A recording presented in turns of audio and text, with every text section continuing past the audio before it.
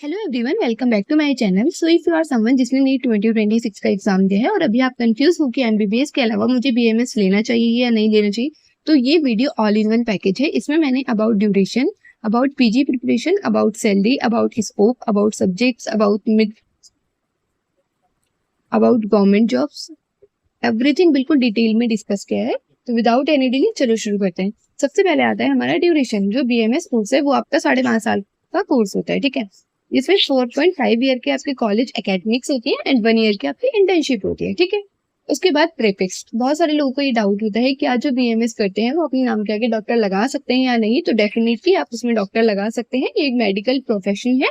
Definitely you are eligible कि आप prefix doctor लगा लें, ठीक है। थर्ड क्वेश्चन आता है कि इसमें सिर्फ क्या हम आयुर्वेदा पढ़ेंगे, क्या सिर्फ हम हिंदी और संस्कृत पढ़ने वाले हैं? तो ऐसा नहीं है, आयुर्वेदा और मॉडर्न दोनों आप पढ़ेंगे। आयुर्वेदा इसमें क्योंकि आयुर्वेदिक कोर्स है तो ऑब्वियसली ये वाली चीज मैक्सिमम होगी। मॉडर्न में देखो आप एनाटॉमी पढ़ते हो, इसमें फिजियोलॉजी पढ़ते हो, फार्मेकोलॉजी पढ़ते हो, पैथोलॉजी पढ़ते हो, सर्जरी पढ़ते हो, ईएनटी पढ़ते हो, गायनी पढ़ते हो, पीडिया पढ़ते हो और मेडिसिन पढ़ते हो। और जो आयुर्वेदा में है, हिंदी आपको आनी चाहिए, संस्कृत अच्छे लेवल की आनी चाहिए। ऑल्दो फर्स्ट प्रॉफ में आपके सिर्फ संस्कृत है, बाकी के प्रॉफ में नहीं है, लेकिन श्लोक्स वगैरह जो है वो आपके संस्कृत में ही होते हैं, तो वो आपको अच्छे से पढ़ने आने चाहिए। या नहीं आते तो आपको ऑब्वियसली स्टार्टिंग में थोड़ी सी डिफिकल्टी होने वाली है, ठीक है। उसके बाद हम बात करते हैं सिलेबस एंड सब्जेक्ट्स के बारे में। तो अकॉर्डिंग टू एनसीआईएसएम जो है वो आयुर्वेदीय यूनानी वो हमारा कमीशन पास आउट करता है, तो उसके अकॉर्डिंग चीजें चलती हैं। अब देखो first prof, second prof, final prof, 3 इसमें प्रॉफ होते हैं। 1.5 साल के ये होते हैं, 1.5 year, 1.5 year, 1.5 year. First prof में आपको मिलेगा एनाटॉमी प्लस में इसका आयुर्वेदिक पोर्शन जिसको हम रचना शारीर बोलते हैं। फिर आपको मिलेगा फिजियोलॉजी प्लस में इसका आयुर्वेदिक पोर्शन दैट इज क्रिया शारीर। आपको फिर संस्कृत मिलेगी, एक सब्जेक्ट होता है पदार्थ विज्ञान, वो मिलेगा, अष्टांग हृदय और चरक। तो ये हमारे फर्स्ट प्रॉफ के सब्जेक्ट हैं। सेकंड प्रॉफ में आपको द्रव्य गुण मिलेगा जिसमें हम प्लांट्स के बारे में पढ़ते हैं, जो भी हमारे हर्बल ड्रग्स यूज होती है मेडिसिन में। फिर आपको रसशास्त्र मिलेगा, फिर आपको रोग निदान मिलेगा, फिर आपको चरक मिलेगी। इसका ही कंटिन्यूएशन है यहाँ, उसके बाद इधर, ठीक है। उसके बाद आपको अगतंत्र यानी कि टॉक्सिकोलॉजी मिलेगी और उसके बाद आपको संस्कृत मिलेगा। फाइनल प्रॉफ में हम पढ़ते हैं medicine, surgery, ENT, paedia, Charak, Panchakarma, gynae, research and methodology. उसके बाद हम आते हैं क्या इसमें हम एलोपैथिक प्रैक्टिस कर सकते हैं या नहीं कर सकते। तो देखो जितना आपके सिलेबस में मेंशन है उतना तो आप कर ही सकते हैं।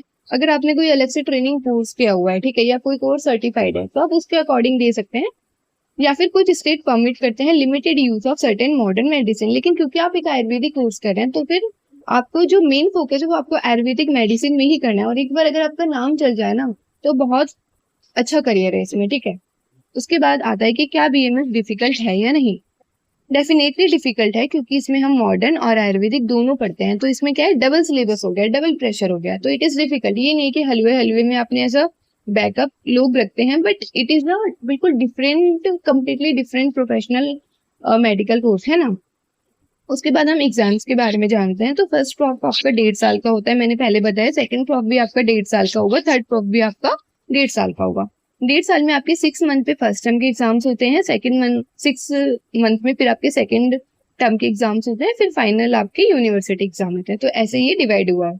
उसके बाद हम देखते हैं इंटर्नशिप में आपको ओपीडी और आईबीडी का पूरा एक्सपोजर मिलता है अलग अलग डिपार्टमेंट में। उसमें क्लिनिकल प्रैक्टिस बहुत अच्छी होती है। फिर ये डिपेंड करता है कॉलेज टू कॉलेज, वेरी करता है।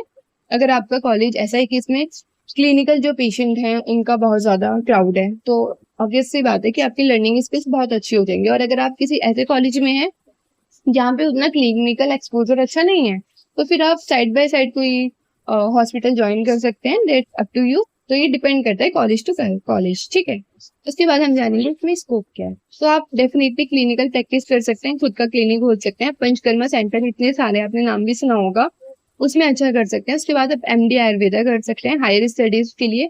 गवर्नमेंट जॉब डेफिनेटली इसमें है, एमओ मेडिकल ऑफिसर में। टीचिंग कर सकते हैं गवर्नमेंट या प्राइवेट में, रिसर्च में जा सकते हैं, ये भी गवर्नमेंट जॉब है। या फिर आप हेल्थ केयर स्टार्टअप स्टार्ट कर सकते हैं, ठीक है। उसके बाद अब कॉन्स क्या है बीएमएस के।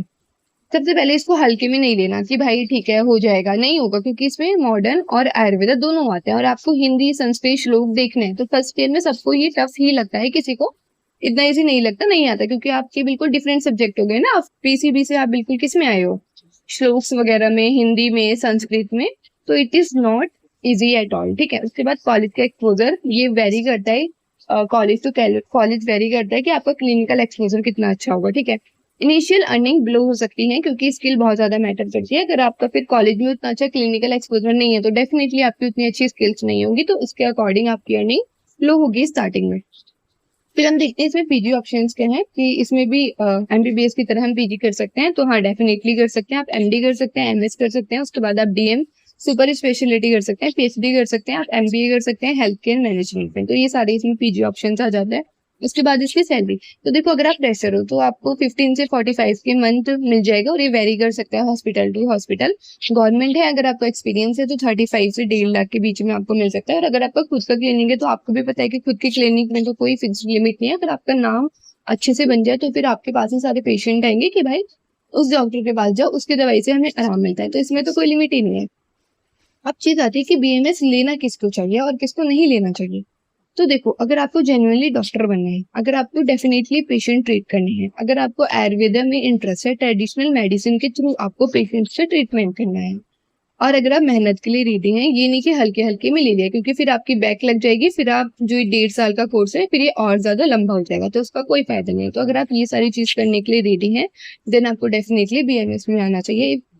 And if you are someone जो सोच रहे कि ये बहुत इजी कोर्स है, या फिर जिसको बिल्कुल भी इंटरेस्ट ही नहीं है हिंदी और संस्कृत में, उसने आज तक पढ़ी ही नहीं है, वो सिर्फ इंग्लिश स्टूडेंट है, तो उसके लिए काफी टफ हो जाएगा, या वो कर ही नहीं सकता, या फिर जो एक्सपेक्ट कर रहे हैं कि बिल्कुल इंस्टेंट सक्सेस मिल जाए उसको बीएमएस करने के बाद, उसका बिल्कुल पैकेज वगैरह लग जाए, तो it is also not possible, ठीक है। वो आपके स्किल्स पे डिपेंड करता है, it is a time taking, पूरा मेडिकल प्रोफेशन है, ठीक है।